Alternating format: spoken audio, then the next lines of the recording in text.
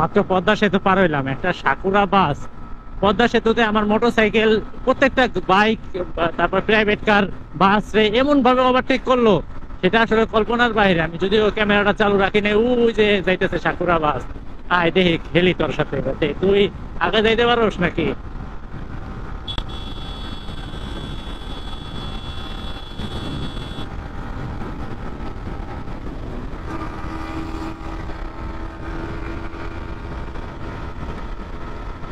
ওই যে সাকুরা বাসটা যাইতেছে, আসলে ক্যামেরার রেঞ্জ এত দূর পাইতেছে না, আর ওই বাসটার টার্গেট হইতেছে না। ওই যে দেখেন একটা সাকুরা বাস লাল কালার, ঠিক আছে? বাসটা মানে এরকম ভাবে ওভারটেক করতেছে প্রত্যেকটা গাড়ি, এটা আসলে কল্পনার বাইরে।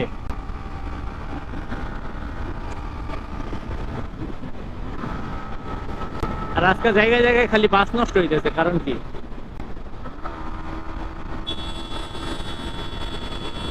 দেখেন ওই যে টুঙ্গিপাড়া দুইটা গাড়ি ওভারটেক করতেছে, টুঙ্গিপাড়া।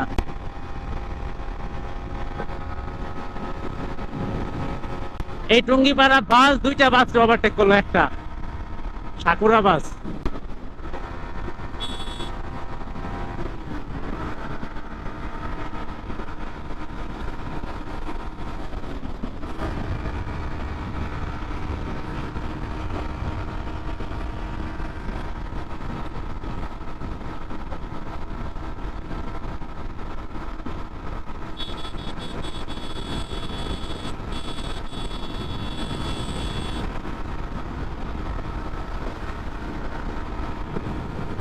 এত জোরে চালাইলি তো লাভ হইলো কি?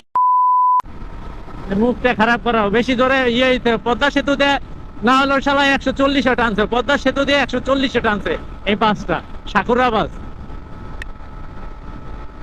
চারটা পাঁচটা গাড়ি ও, মানে প্রত্যেকটা গাড়ির ওভারটেক করতেছে, প্রত্যেকটা গাড়িরে। পদ্মা সেতু দিয়ে এত বড় এত স্পিডে বাইকটা মানে বাস চালানোর আর কোনো মানে আছে ভাই?